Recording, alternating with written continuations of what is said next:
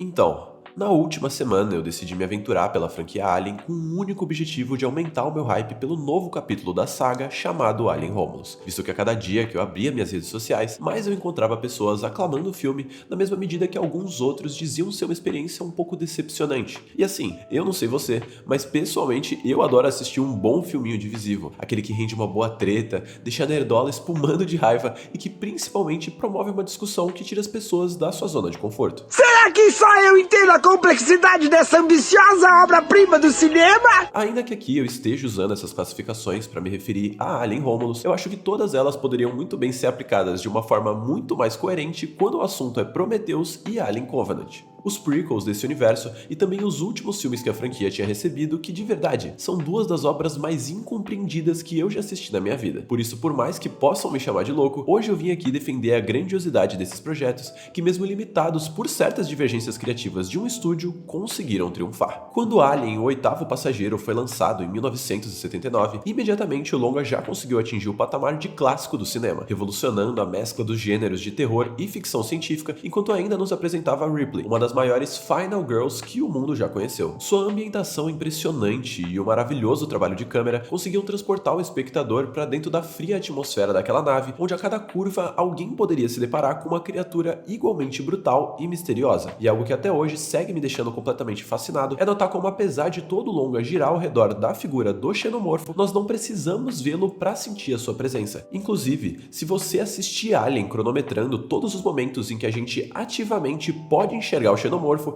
vai perceber que ele tem apenas 4 minutos de tela em um filme de quase 2 horas de duração.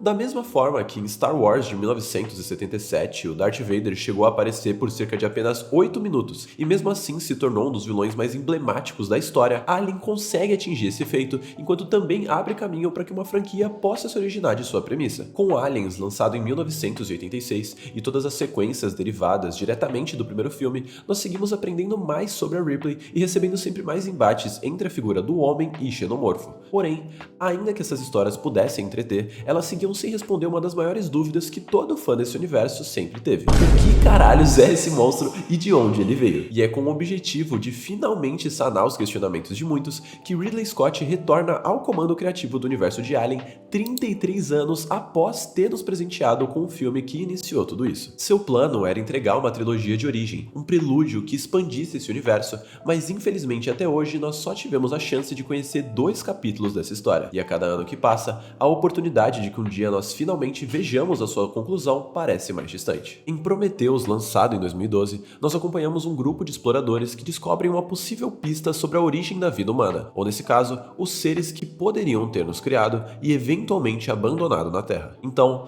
fissurados pelo desejo de compreenderem o seu propósito, uma equipe composta por cientistas, biólogos e engenheiros partem rumo a um planeta estranho onde eles acreditam que serão capazes de confrontar os seus criadores. Quanto ao desenrolar da trama, eu não pretendo me estender em cada mínimo detalhe aqui. Afinal de contas, eu acredito que se você clicou nesse vídeo, provavelmente você já deve ter assistido o filme pelo menos uma vez. Por isso eu gostaria de focar em conceitos pontuais e momentos que eu acho que passam despercebidos por muitos e que, pelo menos no meu ver, tornam a obra muito rica em simbolismos e subtexto. Camadas! Diferentemente do que muitos poderiam esperar, a primeira metade do filme carrega um ar bem mais contemplativo e psicológico de certa forma. Nenhuma ameaça é personificada através da figura de algum ser específico e nenhum grande embate se faz presente. Porém, não é porque o longa opta por investir em mais diálogos sobre a natureza daquela missão que nenhum tipo de conflito acontece. Eles encontram cadáveres e uma cabeça alienígena decepada que eventualmente explode no laboratório. Eles enfrentam uma tempestade que quase tira a vida de um deles, e David, o androide enviado na missão, se depara com um recipiente similar à estrutura de um ovo, que carrega algum tipo de organismo que ele coloca dentro da bebida de um dos tripulantes. Muita coisa acontece dentro dessa primeira hora, e a obra não cansa de dar pistas sobre as motivações dos seus personagens e as alegorias que a trama esconde. Nos primeiros minutos de filme, por exemplo, quando David ainda é o único acordado na nave, nós o vemos observar os sonhos dos tripulantes, de forma como se estivesse estudando eles e não meramente checando se estavam bem. Ele assiste filmes para se entreter, enquanto espera o descolorante agir em seu cabelo, e depois ainda para em frente a um espelho para se arrumar. Se você prestar atenção, vai perceber que durante essa sequência, predominantemente o filme investe em planos mais próximos e fechados, trazendo assim um grau de humanidade e proximidade à ação dos personagens. Porém, Logo após terminar suas atividades, David percebe que a nave está chegando ao seu destino e imediatamente a câmera, que antes o observava com intimidade enquanto ele penteava seus cabelos, agora se encontra distante, à espreita no fundo de uma sala, enfatizando por meio da movimentação milimétrica de David que ele não é humano e nos deixando então com um questionamento. Se ele é um robô, por que precisaria se entreter? E como ele poderia carregar algum tipo de vaidade? Esse dilema sobre a humanidade e moral de uma máquina surge literalmente dentro dos primeiros 12 minutos de filme e é algo que já me deixa absurdamente engajado com o que eu tô assistindo. Então eu realmente não consigo enxergar como o início desse filme poderia ser tão chato quanto muitos falam. Por isso a primeira coisa que me vem à mente é o problema que mais assola o nicho do conteúdo de cinema atualmente. As pessoas tendem a jogar uma obra pelo que gostariam que ela fosse e não o que ela realmente está tentando ser. Shame.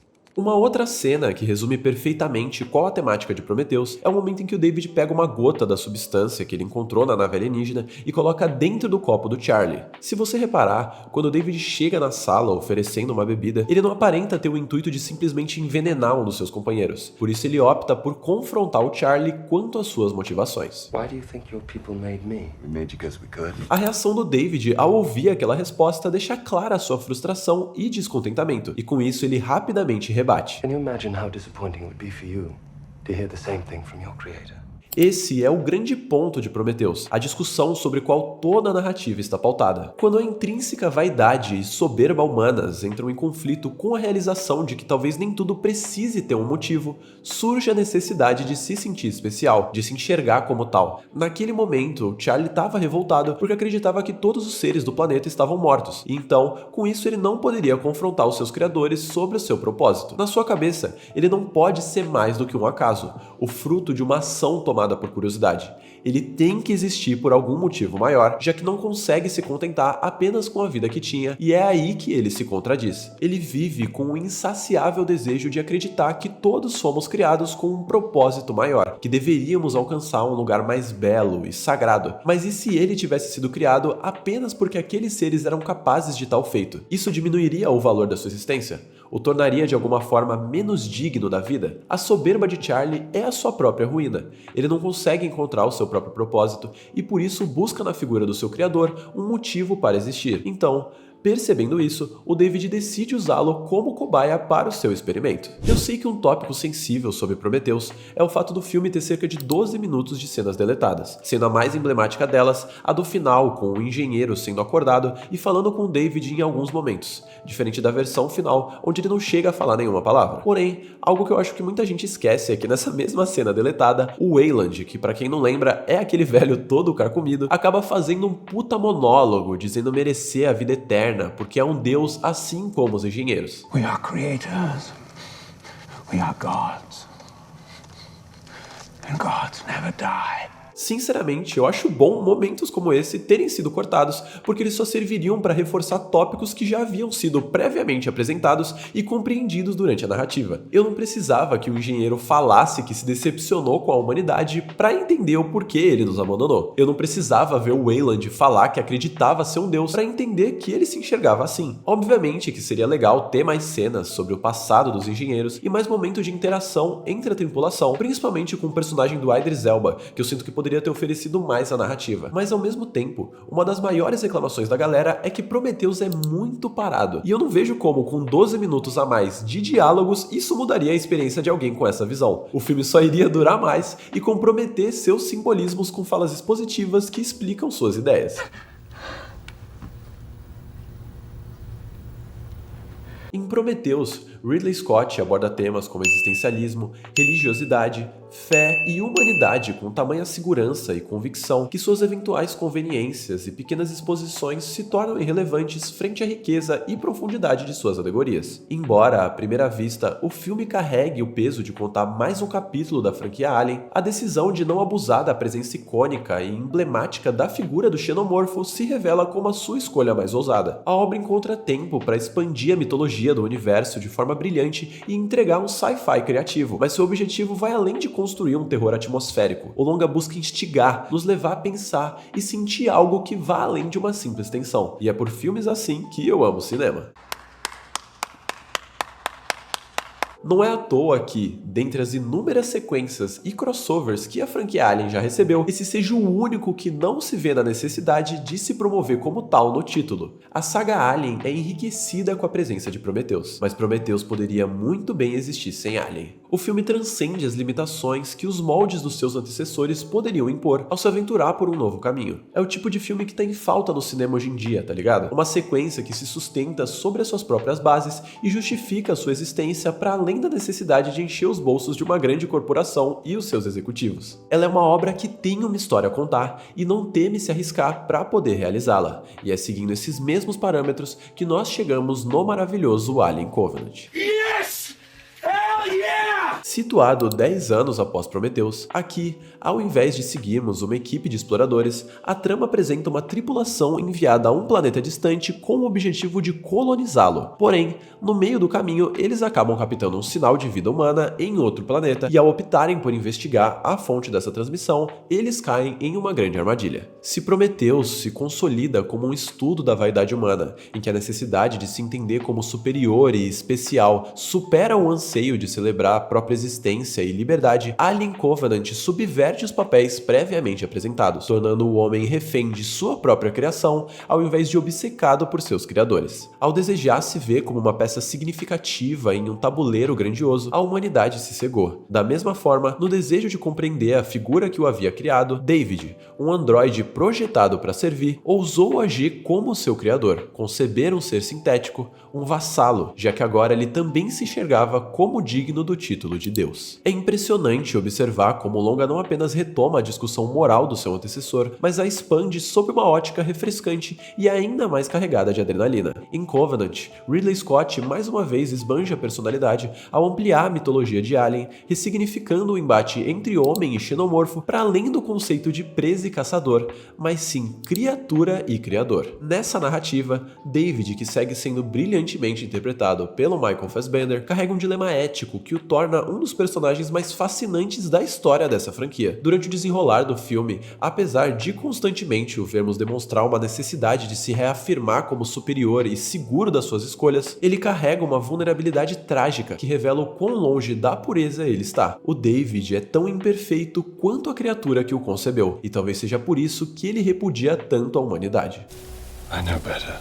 Um homem que buscava agir com racionalidade acima da emoção o desenvolveu para seguir o mesmo propósito, mas ao negligenciar a sua própria natureza, acabou por condená-lo. Enquanto em Prometheus, apesar de demonstrar ter impulsos próprios, no fim do dia o David ainda se via obrigado a servir o homem, em Alien Covenant o personagem finalmente se desprende dessa sua limitação, passando de um aliado a uma figura antagonista. Ele toma para si a obsessão por propósito das pessoas que o cercavam, mas deturpa suas ideias por não aceitar a maneira como ele era tratado. Se antes nós acompanhamos a humanidade buscar por seus criadores, enquanto negligenciavam a sua própria criação, aqui nós vemos essa mesma criação se voltar contra a humanidade, pois agora ela também conseguiu criar algo para servi-lo. Sério, só por esse arco de desenvolvimento de personagem, esses dois filmes já mereciam no mínimo uma nota 7, sabe? Eu não consigo pontuar em que outro blockbuster nos últimos 10 anos eu vi o roteiro prezar tanto pela construção e humanização dos seus personagens acima do fanservice e sequência de ação. Fora que em Covenant não dá nem pra falar que o filme é muito parado como em Prometheus, porque desde o começo a adrenalina rola solta. Ainda que o espectador médio possa não se importar com uma meditação mais profunda que o filme possa propor, tem mais do que o suficiente aqui pra manter qualquer um hipnotizado. Uma cinematografia espetacular que enche os olhos, um design de som impecável que dá peso a cada mínimo suspiro, uma trilha sonora memorável,